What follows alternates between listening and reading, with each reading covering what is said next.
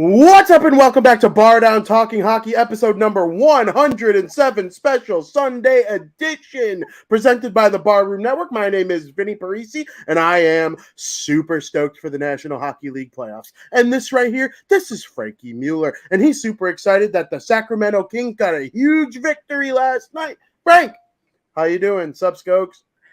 Sup, Skokes? I'm doing great. Sunday morning, rain was falling.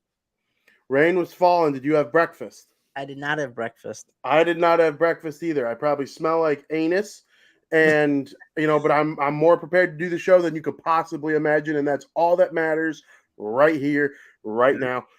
We only have an hour because here on the Barroom Network, we got the Barfly Tailgate Show at 11 a.m., so make sure you stick around after we're done here. But Frank, let's get right into it. The NHL playoffs, we are going to begin in the Western Conference. We will start with the Minnesota Wild versus the Dallas Stars, the two original Minnesota franchises coming together in the playoffs once again. Jason Robertson, leading scorer for the Dallas Stars. Kirill Kaprizov, leading scorer for the Minnesota Wild.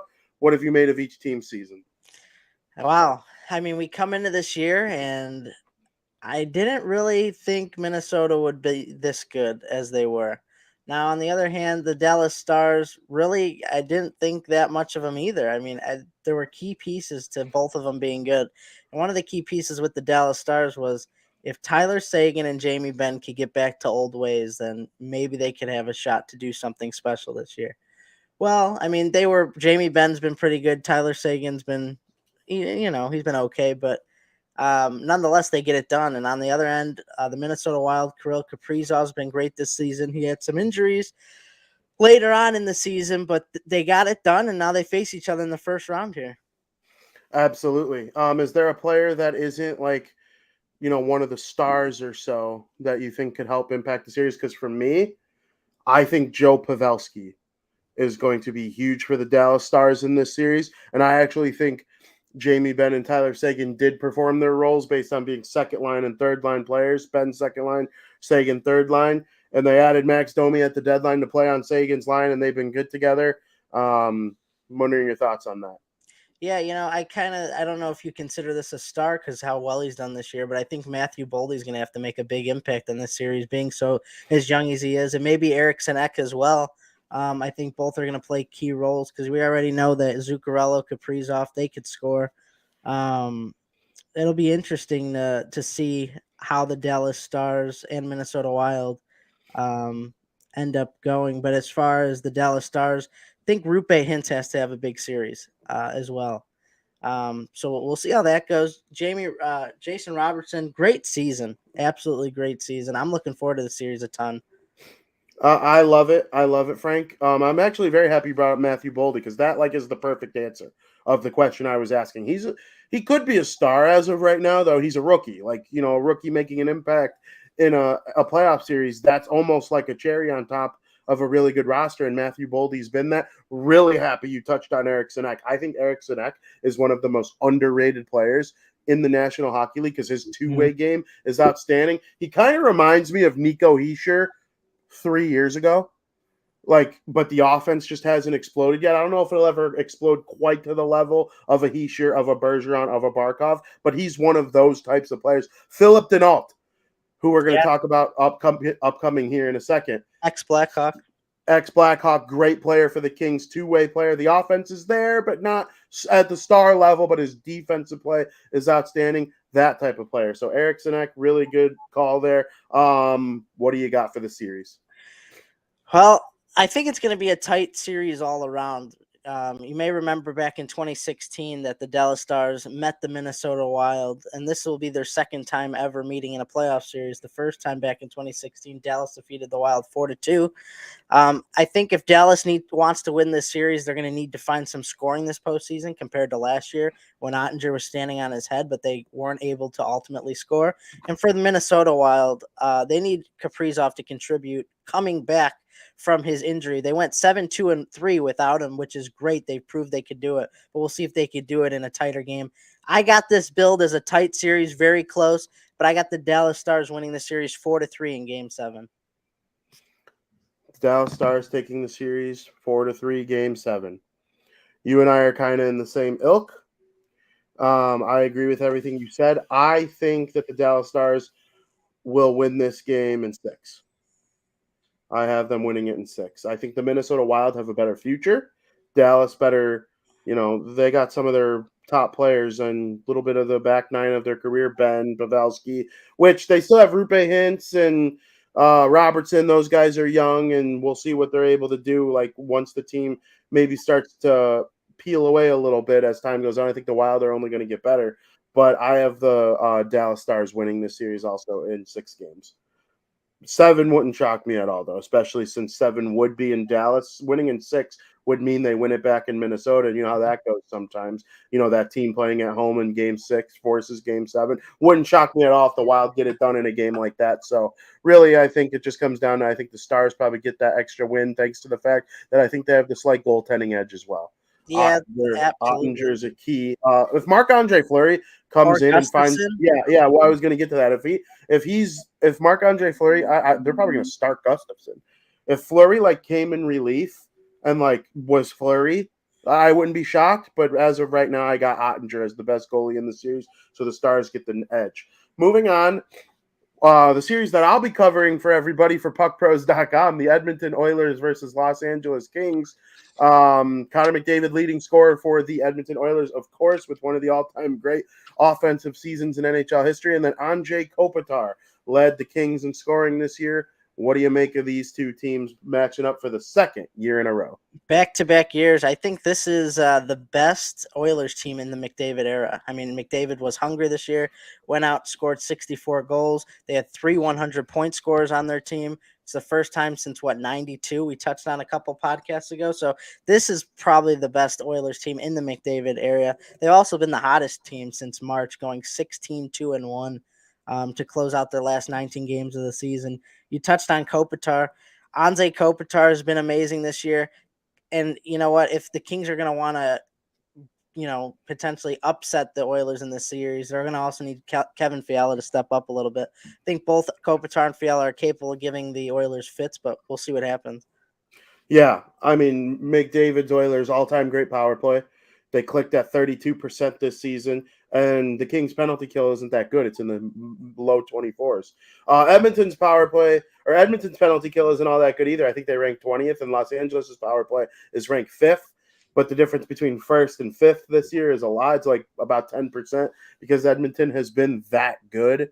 And you think about the players that they have playing a minute 40 out of 2 minutes every power play. It's no wonder. They set the NHL record for the best power play percentage in the league, 32.4%. Yeah, and they've been tracking the power play total since the mid 70s. So I think there's a chance that Travis, there's a chance that that's the big key in the playoffs here. I think penalties are obviously a little bit fewer and farther between. The ice closes up a little bit, but I think that's going to be the difference in the series for me. One thing I heard that blew my mind, and I heard this actually the second to last day of the season on my favorite hockey podcast besides this one, Spittin' Chicklets. It was, I can't remember who it was. Someone mentioned that the Edmonton Oilers, all 12 of their forwards, as long as Ryan McLeod dresses for game 1 of the playoffs, which he played in game 82, so they think he'll play in game 1 of the playoffs. A little bit of an injury there at the end. As long as he suits up and is one of their 12 forwards, all 12 of their forwards will have 10 plus goals except for Matthias Janmark. And what happened in game 82? Matthias Janmark had 2 goals. All 12 of their forwards enter the postseason with 10 or more goals. It was crazy. And Matthias Janmark, who cares if he scores goals? He kills penalties. He eats good fourth line minutes. But the fact that he can produce at such a level, Edmonton's forward unit is stacked. And adding Ekholm at the deadline was probably right there with Timo Meier and Patrick Kane as the best moves of the deadline for any team. And I'm just super thrilled about what he's helped the Oilers defense do, because since Ekholm joined the Oilers, Bouchard has been on fire. Another tweak by the Yep. Blackhawks, taking freaking Boquist over Bouchard, just dumb. And they have Darnell Nurse too, who has just been absolutely magnificent. These guys are all leading the way. The Oilers with Stuart Skinner and Jack Campbell. Stu will probably get the start as the rookie. It'll be Korpisalo for the Kings. Good trade they made, shipping off Jonathan Quick. That trade was actually to get Vladislav Gavrikov, but they ended up getting Korpisalo as well, and both have just been magnificent for the Kings. So I am interested to hear right now what you think is going to be the case when we get to the end of this series.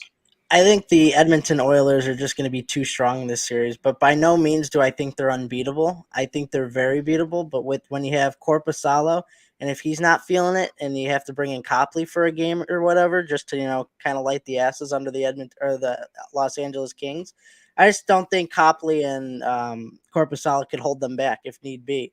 Especially in a 7-game series. So I'm giving the advantage to the Edmonton Oilers, and I got the Oilers winning this series in 5 games, 4-1. We agree entirely. I think they will win this series in 5 games.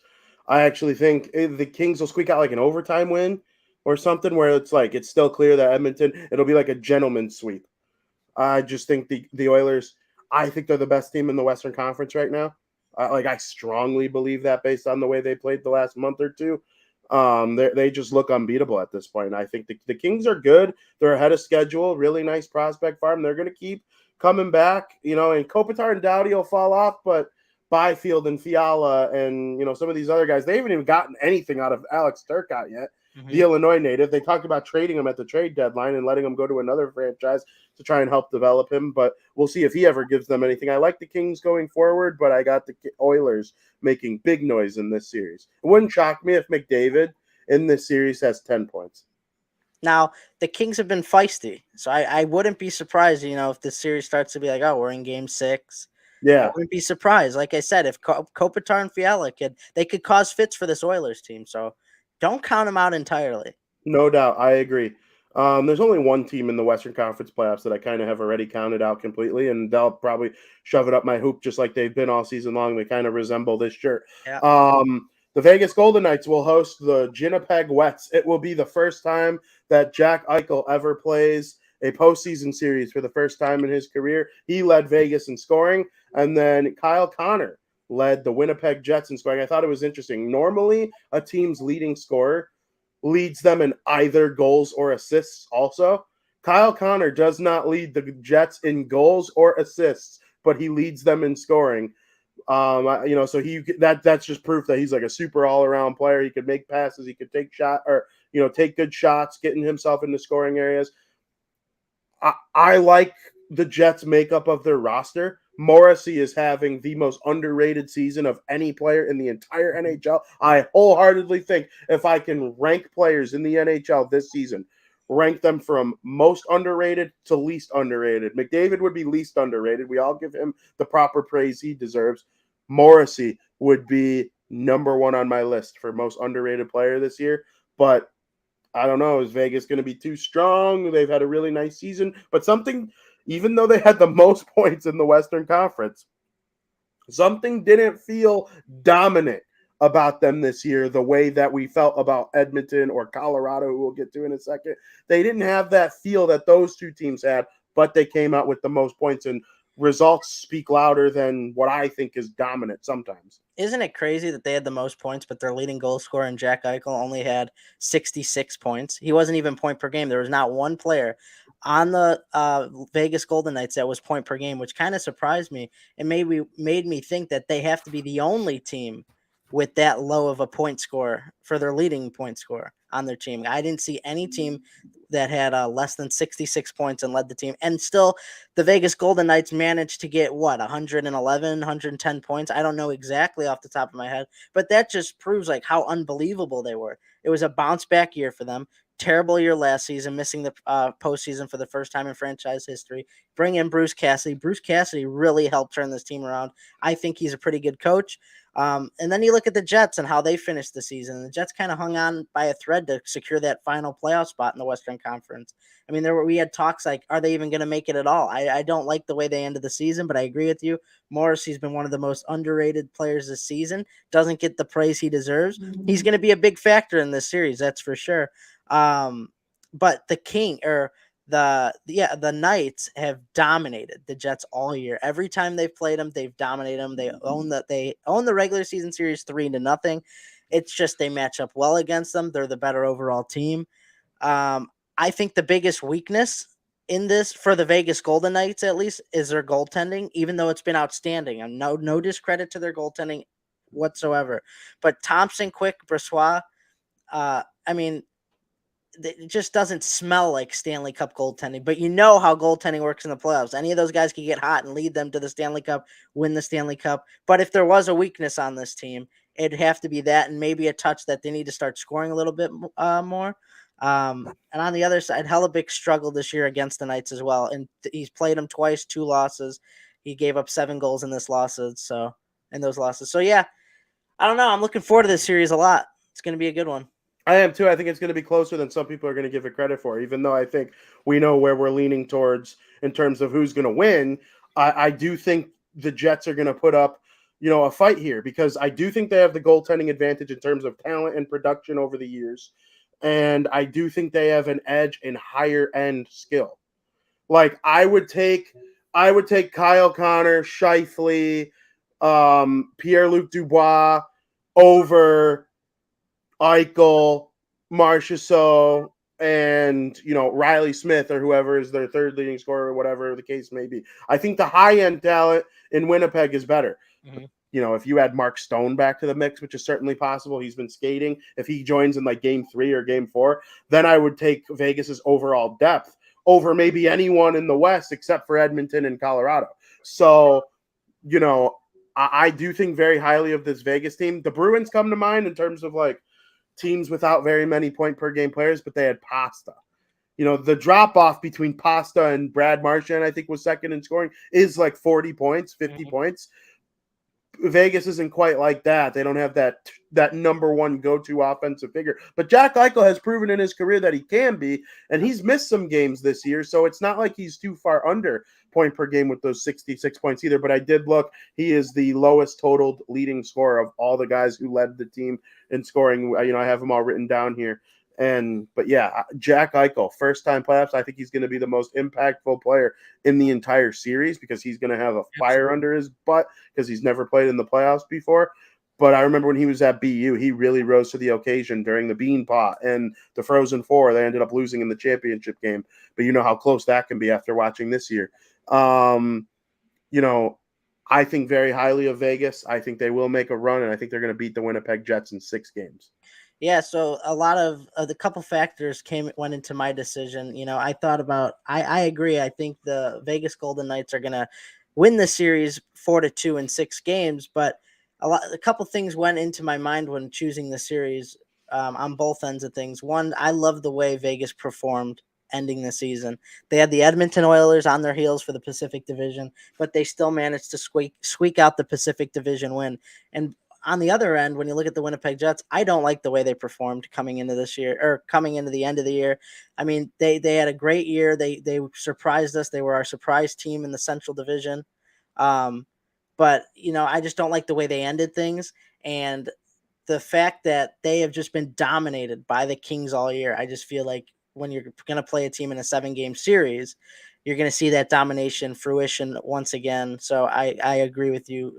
Vegas Golden Knights in 6 games. Yeah, that's very fair. And Winnipeg sucked from they were good the last week or two going into the playoffs. It's weird.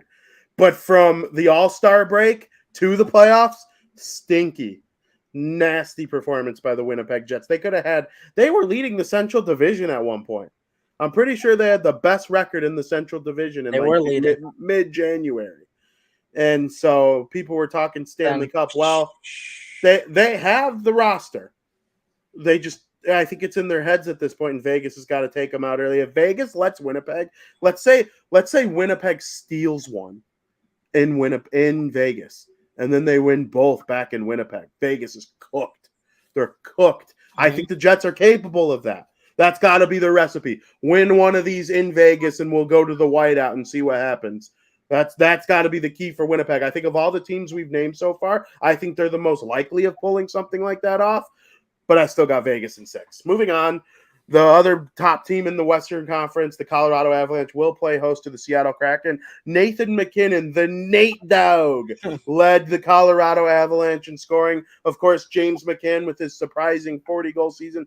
Ron Hextall, the GM of the Pittsburgh Penguins, he protected 38-year-old Jeff Carter in the expansion draft and left future 40-goal scorer Jared McCann on the unprotected list. Stinky decision right there. Nasty. Ew. And he went and led Seattle in scoring with 40 goals and 30 assists for 70 points. The Kraken. Are you smoking that Kraken? I mean, I'm looking forward to this series tremendously.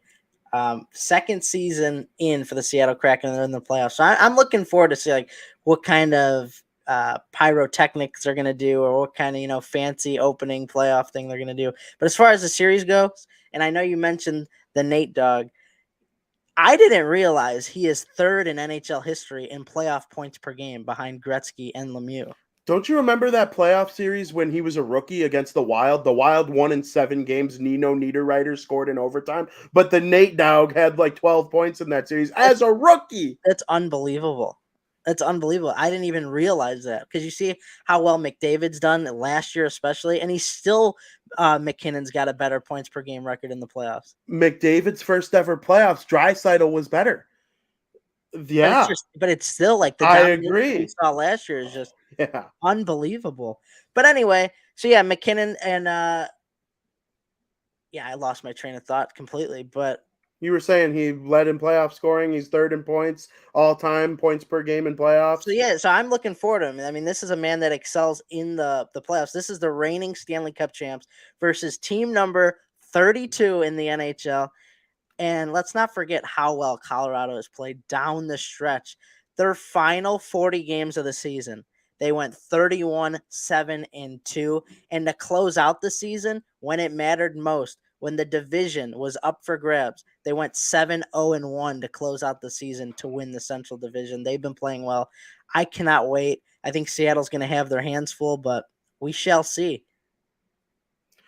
Frank, the Nate Dog had 111 points in 71 games played. He had that injury where he missed like 2 weeks. On pace for 128 points, which would have really kind of been in the same stratosphere as McDavid. He was the second best player. I think the second best player in the league based on talent is Austin Matthews. I've said that many, many times. He had a good year this year. He was, because he had 60 last year. I'm not going to act like 40 this year is, just going to move him off that scale of being an S-tier player. He had the wrist injury, but this season, the Nate Dog was the second best player in the NHL. Colorado with Cale Makar and Rantanen, the second quietest 50-goal scorer of all time. The first quietest 50-goal scorer of all time is Braden Point, who got it in the last game of the season. We'll talk about that later on in the show. Holy crap, though. This Colorado team, if they repeated as Stanley Cup champions, I would not even be slightly surprised. I'm not going to pick them to do so just because it's hard to win 4 series again. Yeah. But, I mean, damn, Colorado's good. All right, go ahead. Lay your prediction on me. Make all the Seattle Kraken fans cry. Shout out to PJ from Watch Gang tuning into the show. Big hockey fan, Red Wings fan, so shout out to him. So you want my prediction on this series, huh? Well, Seattle, in my opinion, overperformed this season just a little bit. They were way ahead of their schedule. I mean, we kind of had them in the Bedard sweepstakes. We did. I mean, I didn't think they were going to be this good down the stretch, but I mean, they really overperformed this year, right? And the way I see him winning this series is if Grubauer could play the way he did when he was with the Colorado Avalanche. But unfortunately, I don't see that happening. I think Colorado, even though they lost some key pieces this season, I mean, they've shown that they're still a powerhouse, and I just think it's way too early for the Seattle Kraken. I got the Colorado Avalanche winning this series in 6 games, 4-2. 6. I think, yeah, absolutely. I think the Seattle Kraken are capable of stealing some games here. I think it's going to go to 6 games. Seattle has to wait another year to get their first ever playoff victory. That's insane. I think the Colorado Avalanche are going to sweep the Seattle Kraken. I don't even think it's going to be close. It's going to be the only snooze fest. The only reason it's not going to be a snooze fest is because watching the Nate Dowg and Cale Makar and Mikko Rantanen, no Landeskog, that won't hurt them as much against the Kraken as it will against the Oilers. But, just Valeri Nichushkin and Devin Taves, the most underrated defenseman in the NHL. Well, besides Morrissey. Just unbelievable. Like watching them play with Seattle's food for 4 games is going to be really, really entertaining for me. But in terms of like compelling close hockey, I just don't see it. I just don't see it. I think the Colorado Avalanche are going to sweep them. And then they're going to go into their second round series thinking hockey's easy again. And they're going to get trounced by someone. Who would they play in the net? Oh, it would be the winner of Stars Vegas, wouldn't it? I think it would be winner of Stars Wild, I mean. Yeah, it would be winner of Stars Wild. And I think one of those 2 teams will take them 6 or something, which we'll get to those predictions, when the time is right, of course. But, yeah, Colorado, 4 games. That's insane. I can never pick a sweep. I normally don't either. And, Frank, how many times did I jokingly say sweep about some of these series? I didn't actually pick a sweep when I'm putting my money where my mouth is. I'm picking a freaking sweep here. I think Seattle's going to give them a little bit of fits. That doesn't mean, like, who I have winning the Stanley Cup, I think they're going to have a tough first-round matchup. But that doesn't mean I don't think the Colorado Avalanche aren't great, even though they win in 6. I think come playoff time, it's a different ball game here, and I think anybody's capable of stealing a game or 2, and I think that's the case here. I think not a lot of people give Seattle enough credit because of how much they overperform this year. That's fair, and this goes to show how subjective it is. I think the team that you're going to pick to win the Stanley Cup, I think I have them losing in the first round. I don't think anybody knows who I have winning the Cup. I think I do, and I think we're going to talk about them right now when we talk about the New York Islanders playing against the Carolina Hurricanes. Give me a smirk if I'm right. Do you want me to tell you now? You want to ruin the surprise of who I have winning the Cup? No, because we will mention it, even though we're going to pick through every series, and our Cup prediction could be gone by the end of the first round. But Martin Necas led the Carolina Hurricanes in scoring, and Brock Nelson led the New York Islanders in scoring. Of course, the big story in the series is the fact that the Hurricanes will be without their actual best player and the person who would have led them in scoring had he finished the season, Andrei Svechnikov, outstanding player, 2nd overall pick. They're missing him. Scores lots of goals, can contribute offense in multiple different ways. And there's also the Ilya Sorokin factor. The best goaltender in the playoffs probably this season. Oh, besides Allmark, which we'll get to him. Sorokin's been one of the best. I would give him second place Vezina votes if I had a vote. Just absolutely outstanding. He's the type of guy who could steal a series. A lot of people talk about the other goaltender in New York right now. Sorokin had a better year. He's the best goaltender in New York right now. And that's going to be a tough matchup. I'm excited to see how this one goes because I think it's going to be really tight checking, defensive-minded hockey. Rob Brind'Amour is probably the best coach in the playoffs. Maybe up there. Not going to win Jack Adams, but that goes to coaches for different reasons. But what's your takeaway from these 2 teams? Missing Svechnikov is going to be huge for the Carolina Hurricanes, no doubt about it. But let's not forget about Sebastian Aho, who's led the team in scoring now for the 6th straight, or led the team in goals for the 6th straight year for the Carolina Hurricanes. I feel like for being second in the standings in the NHL, they've been little bit under the radar because of Svechnikov going down. I mean, they had 52 wins and 113 points. Let's not take away from what this team has done all year, even without Svechnikov. Martin Nietzsche's came out of nowhere. Absolutely, like I did not expect him to have 28 goals and 43 assists, 71 points. I really didn't. I kind of had him pegged in the low 60s, breaking 70s. Great for him. And then on the other side of things, you got to think Barzal's making a return after 23 missed games. It's going to be hard to jump into a playoff series and just be at 100% Barzal level after missing 30% of the National Hockey League season. I mean, that's tough to do. I don't expect them to be, go out there and just be like, boom, we're back at it. I'm back to my old ways that I was this season. It's going to be tough for them. And, the Carolina Hurricanes led the NHL with 59 goals from defensemen. I mean, look at Brent Burns. Brent Burns comes there from the Sharks, and it's like he's got new life. He scored 18 goals. I mean, that's great to see. I mean, they picked him up for that reason, hoping that maybe we could get Brent Burns back to old ways. And I agree with you, Sorokin. I mean, they got the better goaltending in the series for sure. But I think it's gonna be very, very interesting this series. That's all I'll say for right now. Yeah. I think Barzal's like the fifth most important Islander player. I've fallen off on thinking he's like a super duper star. I think he's a very good player, like a very good player. But like they need to look for offense in other places. I need Brock Nelson. I need Anders Lee. Bo Horvat is probably going to make a big impact for them in the playoffs because he didn't get to play in the playoffs too much with the Vancouver Canucks. I think one. Their depth is as good as anybody. They got veterans on the third line: Kyle Palmieri, Zach Parise. Their fourth line with Cizikas, Martin, Clutterbuck, guys like that. Their defense has, I think, trading away Devin Taves for 2 second-round picks is the worst trade that Lou Lamoriello's made since leaving the Devils all those years ago. But I mean, I don't know. They had a really interesting season. They were times they looked like cup contenders. There were times they looked like they were going to miss. They were in a 3-horse race for 2 spots at the end of the season and ended up getting it done when it mattered most. The Florida Panthers and Pittsburgh Penguins looked like they didn't want to be in. The Islanders looked like they did want to be in.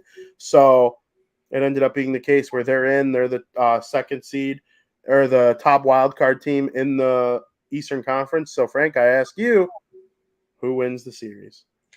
Well, I really love this Hurricanes roster from top to bottom. Even without Svechnikov, I think they could get it done. I mean, the New York Islanders definitely have the goaltending edge, but honestly, I wouldn't say by much. I mean, worst comes to worst. Something happens with Anderson, Freddie Anderson or Antti Ranta. You got Kochetkov, who you could call up, and he's been amazing this year. So I'm not worried about their goaltending that much. I think they could get it done. Defense is going to play a big role in this series. Hurricanes got that edge, in my opinion, at least in scoring on from offensive defensemen. If the New York Islanders want to win this series, they're going to need Bo Horvat to step up a little bit. This is what that move was for. We were shocked he was going to the Islanders. They made the playoffs. Could he step up now? They got him for this reason. But is he going to be able to make that impact with Brock Nelson, with Matthew Barzal? I don't know. I don't see it. I have the Hurricanes winning the series in 6 games. 4-2. This might be one of our two or three disagreements. I think the New York Islanders are going to step up. Sorokin's going to stand on his head. Carolina's lack of scoring, losing 3 out of their last 4 games going into the playoffs. Carolina, they really haven't scared me all year long because they choose not to play their best goalie. They let him play for the Chicago Wolves. And honestly, as a result, the Wolves are breaking away from Carolina this year, and they're going to be an independent AHL team next year. That means they're going to suck because they're not going to have an NHL team attached to them. It'll be the first time since the 95 season that an AHL team doesn't have an NHL affiliate. I have the Islanders winning this series in 6 games. That is our first disagreement. That's the first time either of us kind of went out on a limb. So we'll see what happens. Yeah, we should. I'm excited for the series. Me too. It's going to be a lot of fun. Then the next series, the Boston Bruins taking on the Florida Panthers. David Pastrnak, of course, led the Boston Bruins in scoring. Matthew Tkachuk led the Florida Panthers in scoring. I think I could say with a straight face that they'll come second and third in MVP voting. I do think that that's a very real possibility. They'll at least both be in the top five. Frank, Who? each team Pasta and who? Pasta and Kachuk. Kachuk will be second. Yeah, It's Pasta that'll, if he gets third or fourth, fifth, like it wouldn't shock me. I know Tage Thompson will get votes. Ilya Sorokin will get votes. Jack Hughes will get votes. There are lots of guys who will get some votes. McKinnon, the Nate Dowd.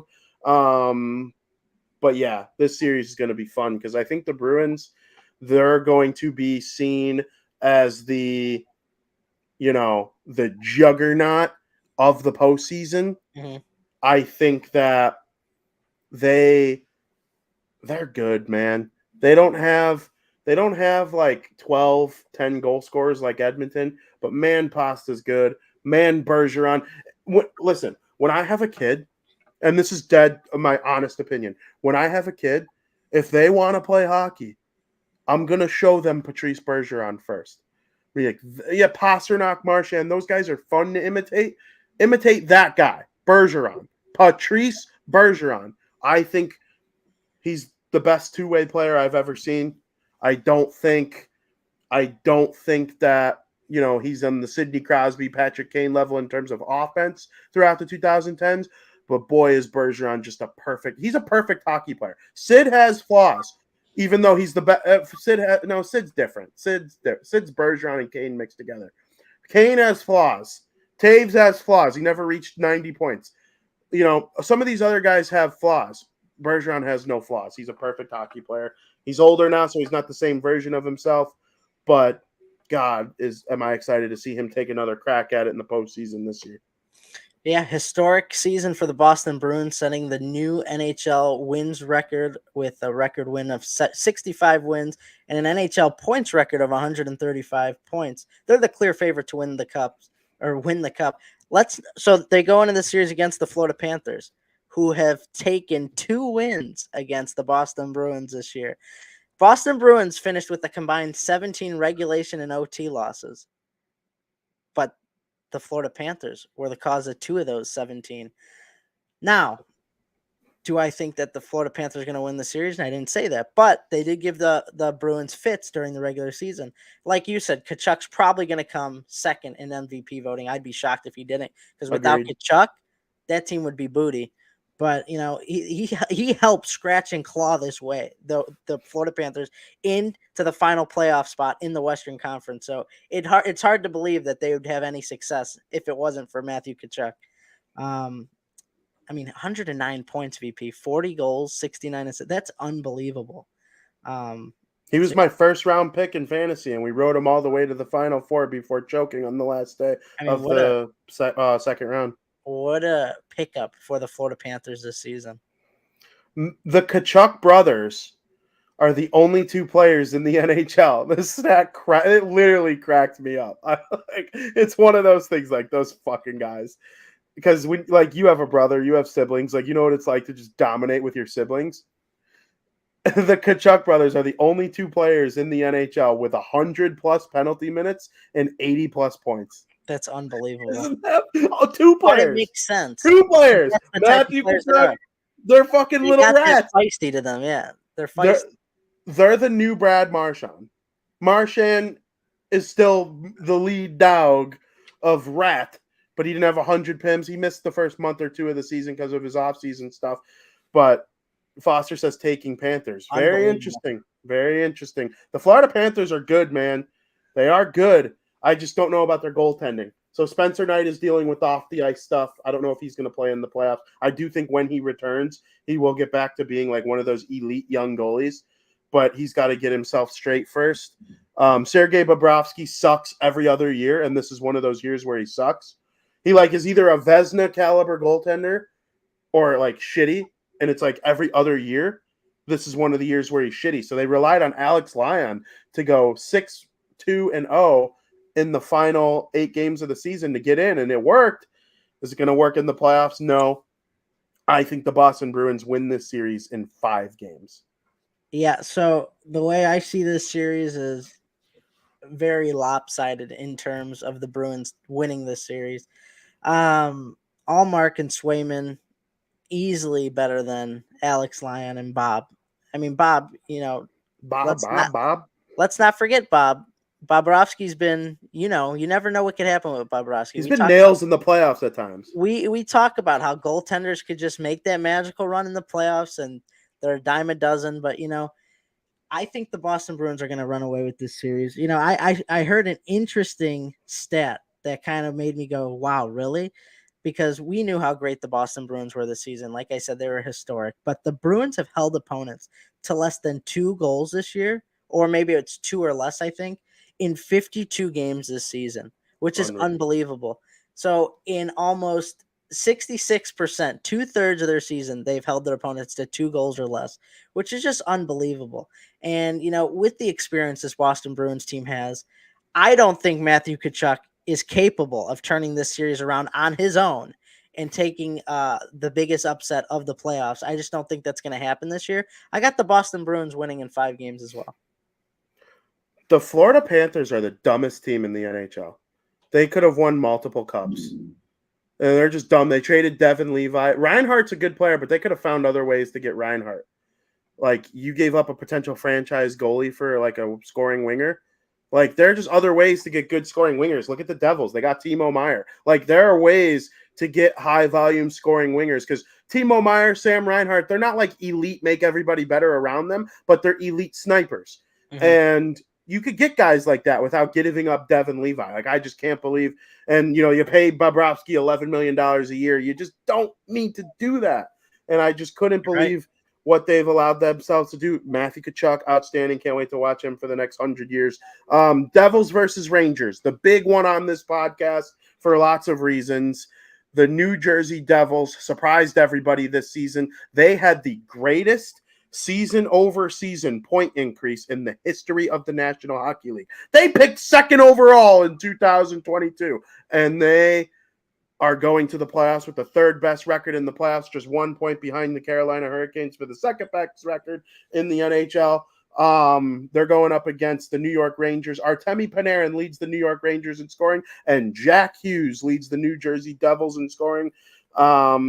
What do you make of each team's season? The Devils were slightly better in the regular season, but when it's a rivalry, all goes out the window once the playoffs start. I think this is the only natural rivalry of any team making the playoffs. Wild versus Stars, kind of, because they're both Minnesota teams.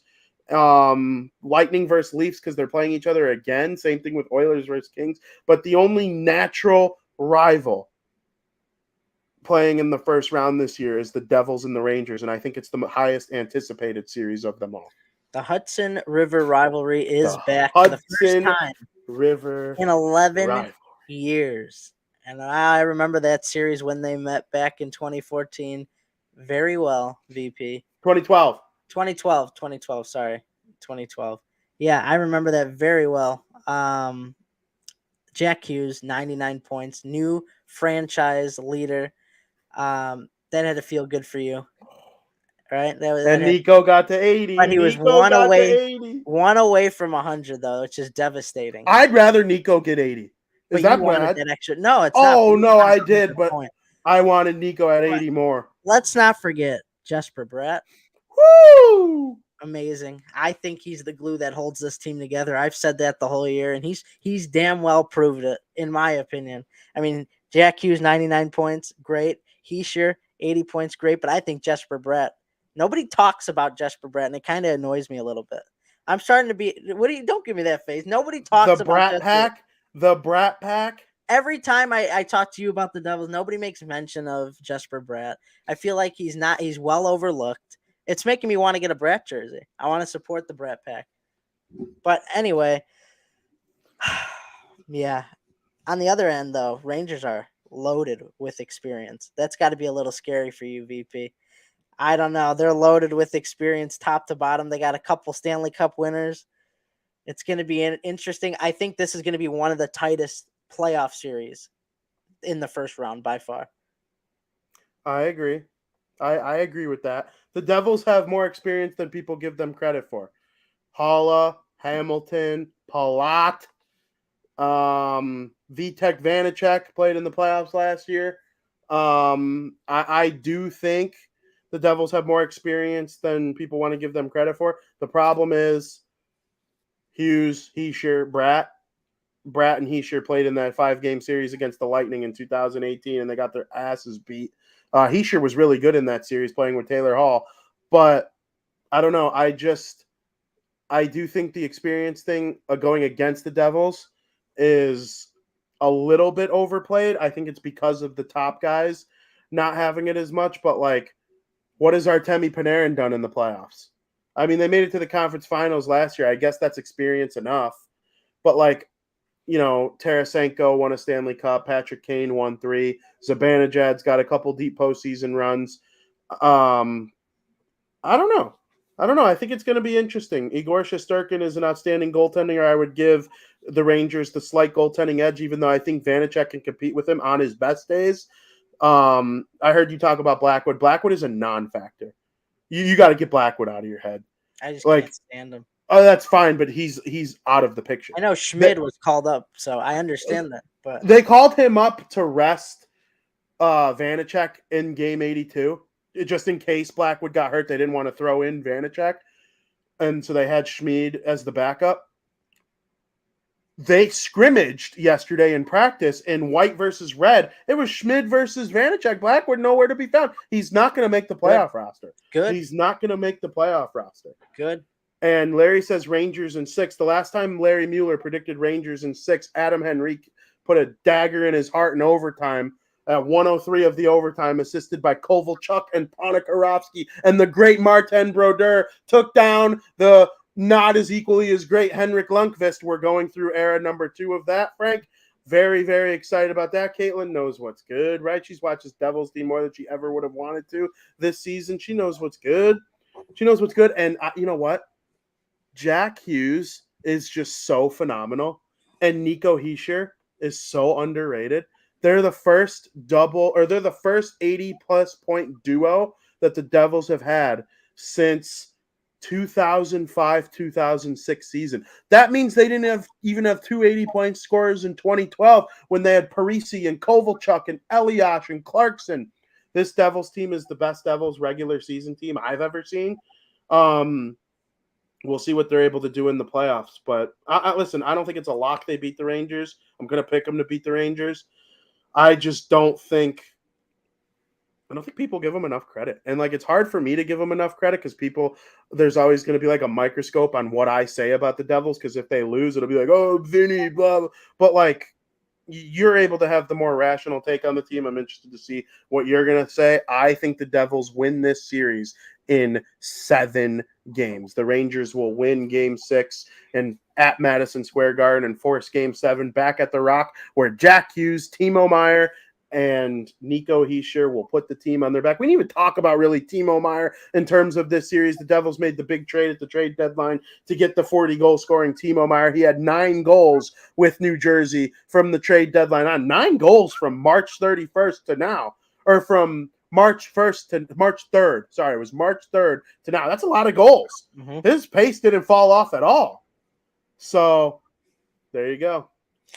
Yeah, Vanacek, I'm glad he's the starter. I'm just Blackwood, get him out of my head. I don't want him anymore.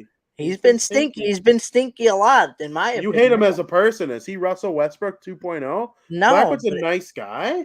Okay, but are we trying to just make friends or win championships here? I don't care if he's nice. You want the Devils to win a championship? Give him off the team. And they did that. So now maybe they got a chance here. I just think it's going to be very hard to play against the Rangers with, let's say, Panarin, Zibanejad, Fox, Trocheck. Tarasenko and Kane are on the team as well, and that while they didn't have the best regular season, these are guys who could just activate when they come into the playoffs, which is going to be very scary. But like you said, Vanacek's been great. But the other thing is, so is Shesterkin from like the end of February on. He's been really good. Pretty sure after February 26th, he ended the season with a less than 2 goals against average from that span, from February 26th to the end of the season. He's been hot, and we've seen what Shesterkin could do when he's hot in the playoffs. I think this is going to be right down to the wire. If there's a team that the Devils can beat, I do truly believe it is the New York Rangers. I am giving them a chance in this series. However, I got the New York Rangers winning this series in 7 games. If the Devils lose Game 7 to the fucking Rangers, I don't think I'm doing the show the following week.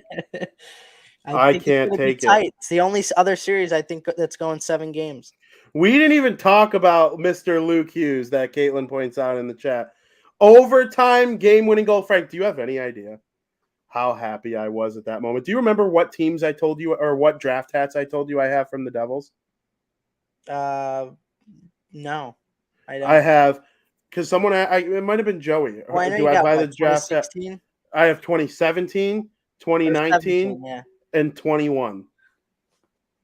Luke Hughes, Nico Hischier, Jack Hughes. The overtime game-winning goal was Luke Hughes from Jack Hughes and Nico Hischier. I'll sign up for that team for the next 10 years. There's no doubt about it. There is no doubt about it. I'm so pumped for this team. I think the Devils win this series in 7. Let's go Devils. We both have it Screw all the penciled 7 haters. games. All these freaking, I know freaking Larry and his Henrik Lundqvist love. Henrik Lundqvist ain't going to save you anymore, Larry. Henrik Lundqvist is gone. You He'll have be on the Shesterkin panel. now. Yeah. Enjoy Henrik Lundqvist on the TNT panel, him and his 0 cups, thanks to the Devils for all those years. Yeah. Okay. Let's go freaking Devils. Take them down again. Make it 2 straight. The freaking Rangers. I'm going to be scared of the Rangers. The freaking Rangers. The Devils have won 3 cups since the Rangers last won a Stanley Cup. The Rangers, 100-year-old team, they only have 6 cups. Get out of here with the Rangers. They stink. They stink. They trade for Tarasenko and Kane and think they're getting the 5-year-old version of them. Freaking, ugh, what a team. What a team. Jacob Trouba's their captain. He's the worst captain in the NHL. And now we'll get to the series that is even more contagious between us two. We only have 10 minutes to talk about it, son. But we're going to talk about it right now. We're going to get into it. The defending 3-time Eastern Conference champion Tampa Bay Lightning, who have been to the Stanley Cup final for 3 straight years, are going to be heading up north for the first 2 games to take on the Toronto Maple Leafs. Nikita Kucherov led the Tampa Bay Lightning in scoring. Mitch Marner led the Toronto Maple Leafs in scoring. Frank, who is going to, or what do you make of these 2 teams heading into the series? Tampa Bay has been on a lull. They haven't been Tampa Bay. They've kind of been, down in the dumps a little bit. And on the other hand, Toronto's been electric. They've been amazing. Mitch Marner, I think Mitch Marner is like Jesper Bratt. He's the glue here that's holding everything together. I think he's the real superstar here. What do you have? Did he break 100? No, Yeah, right? 99 with him and Jack Hughes, 99. So they got some similarities here with the Devils, except he's not a Jesper Bratt. He's better than Jesper Bratt. Better than Jesper Bratt. But, I mean, I think he's the glue that holds this team together. If Mitch Marner went down, that'd be tough. I mean, I know you got Austin Matthews and O'Reilly, and, you got other guys on the team. But Mitch Marner is going to play a big role in this series. Like you said, the reigning, defending, 3-time Stanley Cup finalists are going against the reigning, defending, 11-year first-round exits in the Toronto Maple Leafs. I'm looking forward to this series. We're going to keep a good eye on it here. Between us, we're gonna have our fair share of talks of it off the show, so I can't wait. It's gonna be exciting. This is the year. This is the year, and I know you know it deep down inside, but you've just created such a character on this show of being a Leaf hater. And you know how I know that I think I'm right? Mr. Joey Parisi, who was too sleepy to come on the show today. Sleepy Joe. That's the actual Sleepy Joe. Sleepless Joes. The actual Sleepy Joe is Joey Parisi because he slept through the show. I'm telling you right now, even he agrees with me, and he hates the Toronto Maple Leafs more than he hates any bad thing you could think of in world history. He hates them more than you by a lot. He hates the Leafs more than I hate the Rangers. I wholeheartedly believe that. Because, I was kind of happy for Patrick Kane in his first game with the Rangers. I was rooting for him to score a little bit. I love Patrick Kane. He hates anybody that puts on that freaking Leaf, and he thinks they're going to beat the Tampa Bay Lightning. And I think it too. Austin Matthews didn't care about scoring 50 or 60 goals this year. He was just worried about playing well, solid two-way 100-foot game to make sure that he's ready for what is needed once the postseason comes around. Mitch Marner and William Nylander are two of the 20 best wingers in the NHL. Their center depth goes Matthews, Tavares, O'Reilly. That is as good as a 1-3 punch as there is in the NHL. They have Liljegren. They have Riley. They have McCabe. They have an outstanding group of defensemen. Samsonov has had a magnificent year in goal. Matt Murray has had a pretty good year in goal. They got Matthew Nyes from Minnesota. He's going to be the young rookie making the lineup in the playoffs.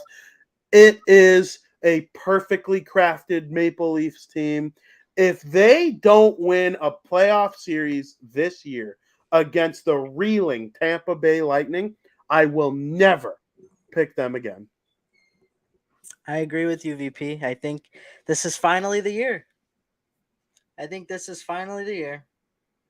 That everybody knows how much of a fraud of an organization the Toronto Maple Leafs have. This is finally the year. You're right. That everybody knows that this team's going to implode once again, and there'll be no more excuses for the Toronto Maple Leafs. I get it. Toronto Maple Leafs, far better the regular season.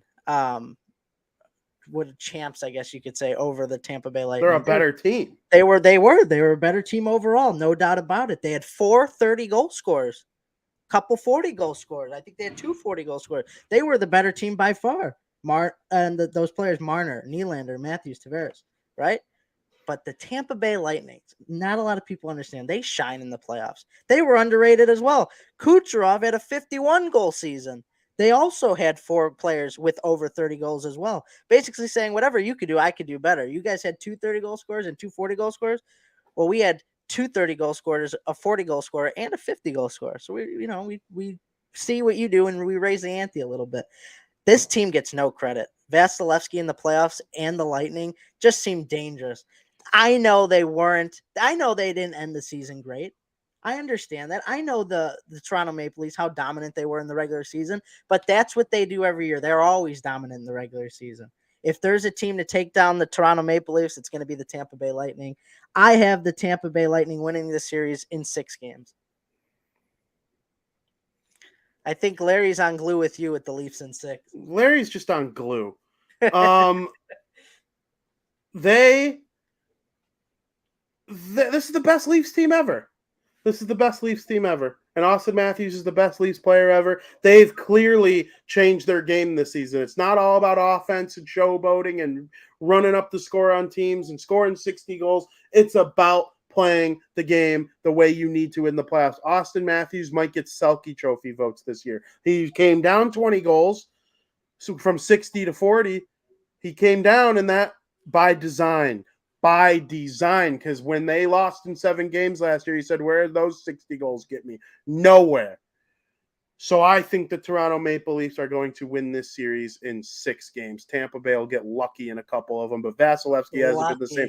Victor Hedman hasn't been the same this year. They need a break. They'll come back a cup contender again next year because they're going to have all summer off. They're going to be on the golf course 2 months earlier than they would have been the last 3 years. It's time for a rest for the Tampa Bay Lightning. The Toronto Maple Leafs are going to get it done in this series, and they are going to ride it all the way through the Eastern Conference. Frank, before we get out of here, going into the playoffs, who do you think is going to win the Stanley Cup? Oh, wow. We're getting into this now. Just a little guess. Just a little throw a pick out there to start the playoffs. All right. I'm going to go Carolina Hurricanes. You are going to go Carolina Hurricanes. Who are you going with? I am going with the team with the most depth, the most grit, and the most skill. I think Connor McDavid, Leon Draisaitl, Ryan Nugent-Hopkins, and that beautiful coach. I'm drawing a blank on the coach's name. He's like 78 of the Oilers. He's like 78 and 30 something. He's like 78. The Oilers were 6 points out of a playoff spot when he got hired last year, and since then they've won at a 780 winning percentage. They've been the best team in the NHL since hiring him. So I should know his name. They are going to be the first Canadian team to win the Stanley Cup since the Montreal Canadiens did it in 1993. That's my pick as of right now. But the most important thing is the New Jersey Devils and how they are playing in the playoffs. Frank, that's my most important thing. What are you looking forward to the most in the playoffs? Because for me, it's the Devils. I'm looking forward to seeing Patrick Kane back in the playoffs. I'm looking forward to some pretty close series. Like I said, I think the Devil series is going 7. I think the Dallas series is going 7 as well. I'm looking forward to just competitive play. I'm looking forward to see the Seattle Kraken in the playoffs for the first time. I'm looking forward to seeing Vegas back in the playoffs again for the first time. So there's a lot I'm looking forward to, even though the Hawks aren't in the playoffs. I'm a hockey fan, a lot to look forward to, and I suggest that everybody tunes into the NHL playoffs this year. Absolutely. And in 1 minute, make sure you tune into Barfly Tailgate Show, premiering their new episode right after us, literally right after us. We have to get out of here for our time slot for them. We enjoy it. We thank everybody for joining us for this 1 hour episode of Bardown, getting you ready for the Stanley Cup playoffs. I hope everybody enjoys. Starting tomorrow night when the Boston Bruins drop the puck against the Florida Panthers, I will leave you with this. Let's go, Devils.